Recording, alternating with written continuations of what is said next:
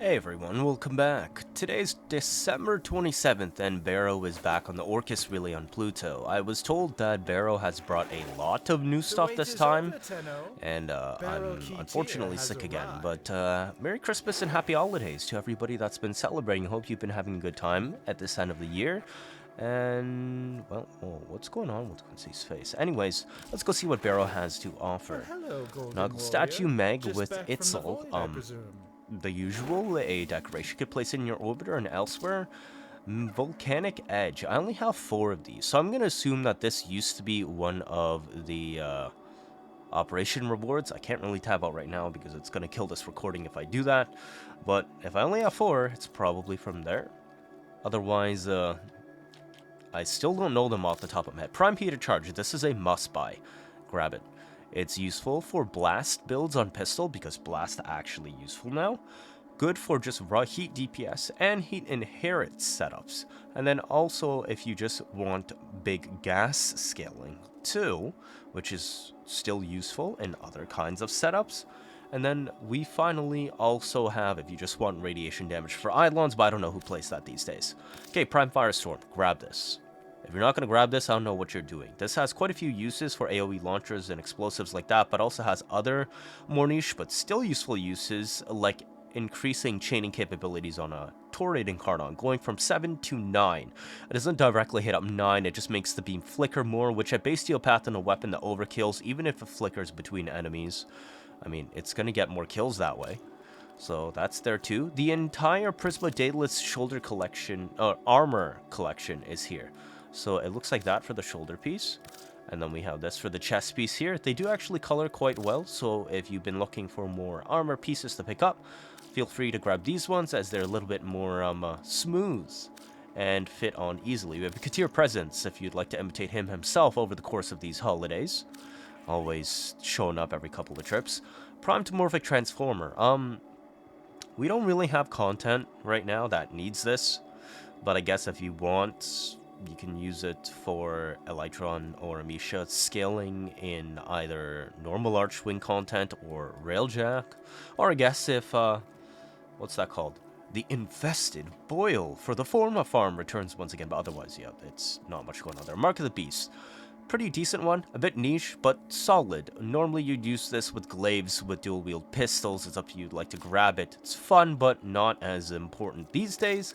Katir Sandana, I mean, I don't like the way these ones look, so I'm going to skip on those myself, but if you like them, they are there. We have a Katir Sentinel wings, if you'd like to grab them. From the shop, Volcar Wraith is here. I know some of you might still know me from the days I used to hunt with this with an Eidolon.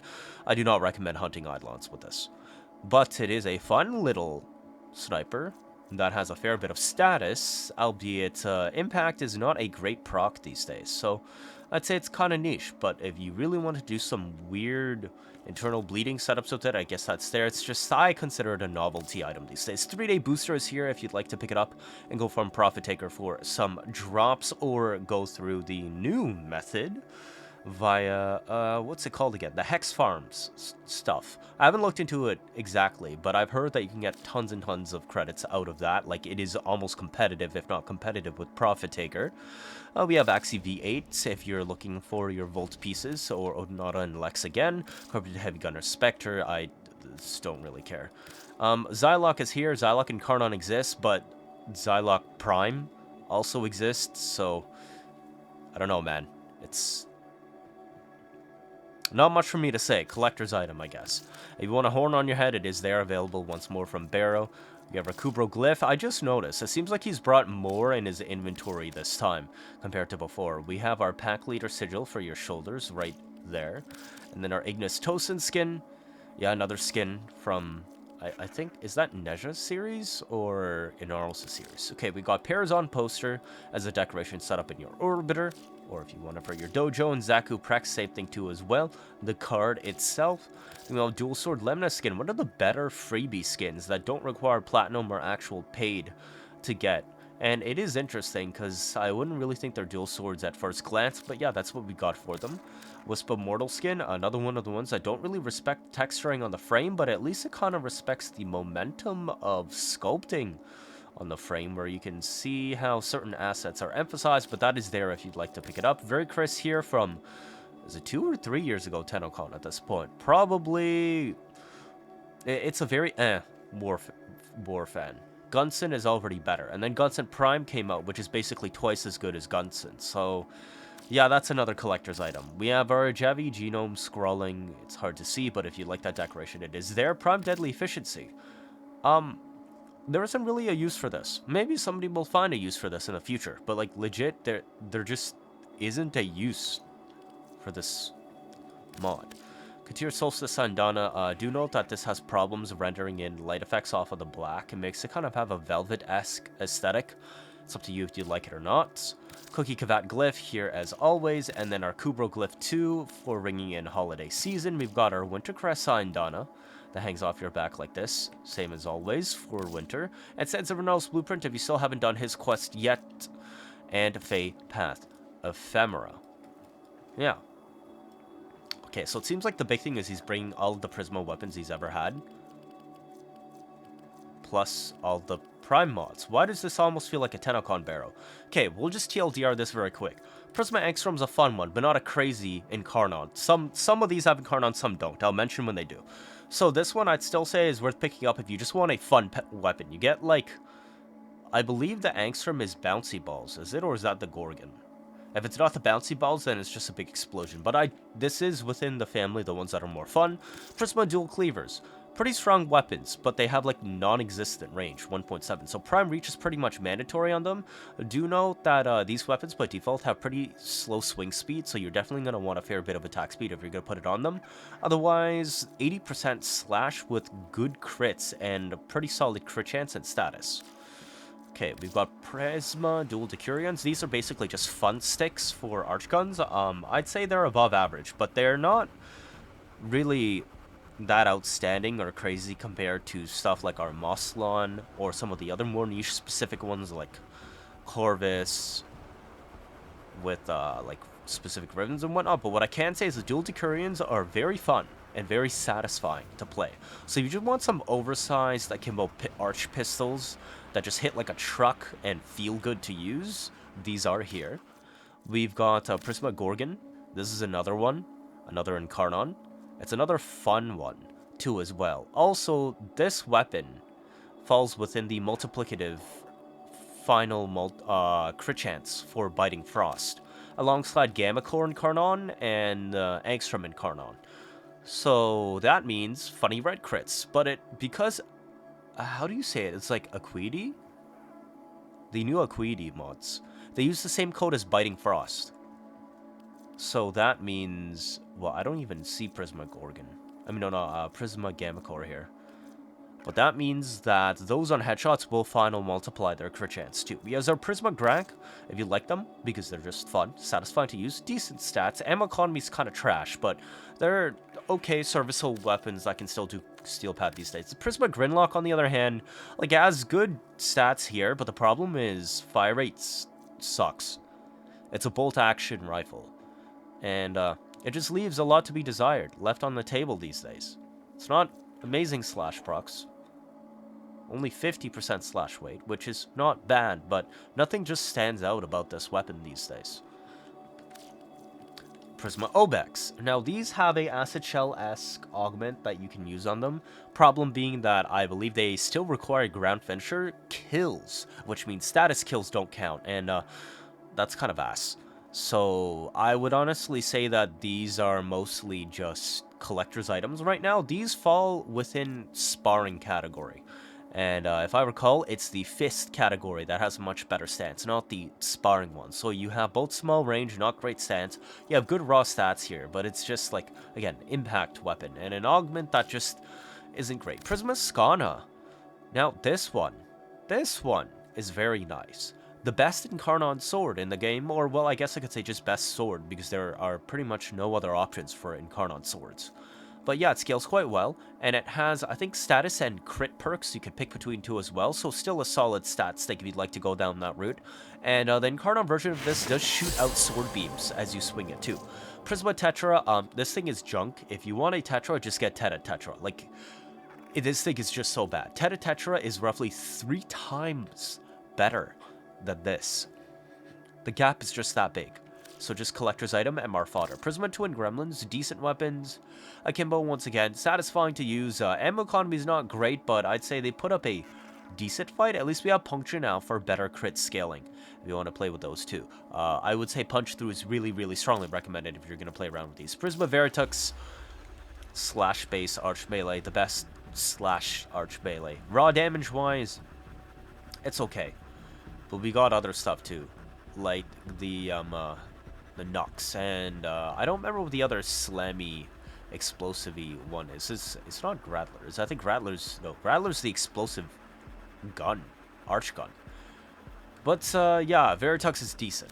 Feel free to grab it if you'd like. Prisma Machete, overshadowed these days by Slatra, and also the Nami Solo Incarnon, unfortunately. And also the Machete Wraith, which is slightly better in every single way, of every single stat. So unfortunately, just collector's item once again. Prisma Lens, a little fun one, satisfying to use, sounds good. Feels a little bit better to draw. I think the charge time was faster, but the delay, embed delay, was still the same 1.3 seconds. So that doesn't change. This thing is still kind of clunky to use. But hey, nice fashion piece, I guess. Prisma Oma. Now, as I've said before, and tried to correct, these do not have force proc electric on slam. They have a possibility of being it. But as we know, Tonfas are busted. These have good stats. And Tonfas have a good stance. So these should go a fair bit well of your way along cleaning up mobs. If you just want something a bit more electric weighted instead of slash weighted like Praetos or... oh my god, what was it again? Cronin Prime, yeah. Then Prisma Arrows. These don't really do anything, entirely cosmetic. If you'd like to pick them up, they are there. We've got the entire Prisma Avia collection. Chest piece like that this time.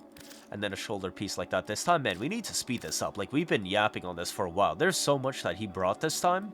Holy crap. And then we have the Ito collection too. Prisma Ito collection. A little bit of chest tassels there. And then the Hikati Dana for the back too. Makes you look a little bit like an insect. And I was never too fond of the Hikati set. And then we've had our Latron chest plate piece. And the leg plates. Do note that the Latron set in particular has asymmetrical shoulder piece. You only have the left-hand side. There is no right-hand side. So just keep that in mind if you're going to equip this. And then we have our Prisma Lotus Glyph. All the different versions too. What the heck? We also have it for our shoulders. And then we have our Lotus Sigil emblem. That would be on your chest. It's literally the same thing again. And the Prisma Neberis, which is slowly brought along for Christmas and a couple of other events, is also here. That we have... Okay. Prisma Sigil. Literally looks like that. Prisma Urusan Dana. Insect scales. Again on the back. And then we have our Yamako Dana, which looks like this. This one actually textures quite well for the coloring too. So if you like to recolor, do note it brings out the saturation really well. Prisma Kavat Glyph is there too. Ito set for your knees. If you want something a bit more samurai-esque inspired, I actually kind of like the shoulder plates. The leg plates, I don't really know how I feel about that. Like, just to be honest, I don't think they look right. And then the other shoulder piece, of course, which is still the same. Prisma Thrax Sigil, which again would be like, these are all on the chest. That one's crooked by default. That's kind of weird. They're all using this kind of Prisma pattern where the color runs along. I can't show these, unfortunately. Okay, Manta Prisma Skin. If you'd like to pick this up too, it is here for your landing craft once again. And the Prisma Companion poster. Yeah, there we go. Let's set Prisma Skin. We're just trying to blow through these now so I can get to the Prime mods. We have our Scimitar Prisma Skin, Prisma Jet Sentinel Wings, and then the tail, which looks like that. And then we also have the mech head. Why does that look like a toilet seat? Okay, and then our Prisma Rustem Kubro armor. These ones are actually pretty cool. They recolor really nicely. You can kind of make them look like a ice-themed aesthetic. Or some other carved metal sheen. Like, these ones, these are actually pretty nice Prisma pieces. Okay, we've got our Prisma Shade. Remember, this is 9,000 Mastery rank if you haven't got those points yet. Because you get both a new weapon and the companion themselves, which is worth 3 and 6k Mastery points. Then our Zyphos Prisma Skin to wrap up the last of the Prisma stuff. Okay, mods. Prime Quick Draw. Pretty good. You definitely want to use this on the Tenet Plinks. Otherwise, solid quality of life can help up the reload on some problematic things, including, say, some... I believe this also lessens the delay until reload begins. Or is it battery? No, I think for battery weapons, it only lessens the charge time.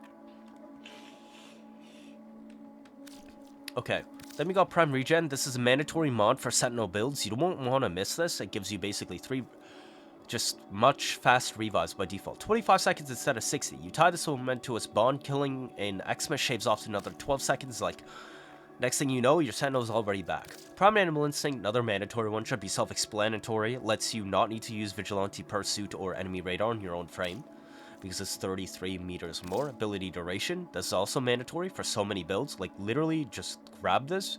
I guess if you have Archon Continuity, you don't really need it, but do note Archon Continuity is 16 cost. Prime Pack Leader. This actually has a use now, versus the normal version. In the past, I know it didn't. Note now that this gives more overguard cap per hit and more energy regen per hit. It used to be a lifesteal amount per hit, which is why high rank wasn't needed, because you deal millions of damage and heal for like tens of thousands of health per hit. So yeah, but now it's more important. Prime Flow is also here. Again, same situation as Prime Continuity. If you have Archon Flow, I guess it's not as needed, but Archon Flow is also 16 cost, so remember that. Prime Redirection, definitely grab this. Solid for Harrow and for Hildren. As well as an interesting, comfy one for Stynax too as well, but I'd say Harrow and Hildren are the ones that benefit from this one the best. Prime Tactical Pump, big quality of life. I do know that plus 110 magazine size is a thing for shotguns on the primed magazine. I don't remember what the name of it was, but there are certain weapons that would prefer the reload speed, like Arca Plasmor, or just Arca Plasmor in general. They have very, very cumbersome long reload speed times that just don't feel good to use, so I'd recommend picking those up. There's a couple others I'm just not remembering. Prime Pistol Gambit, mandatory mod. Again, nothing really competes with this except Creeping Bullseye, but that has minus 20% fire rate, and it's plus 200%, so you might as well just get the 187 for free. And then Prime Slit Magazine.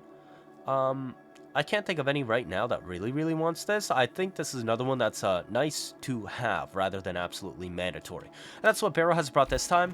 That's quite a lot. I guess you guys were right that I should have taken a look and that it was a treat, because there's so many important mods and equipment to grab this time. As always, like and subscribe goes a long way to helping out the channel, and, well, we're still constantly uploading, right? Hope you have a wonderful rest of your holidays and into the New Year's. I'll see you all next time.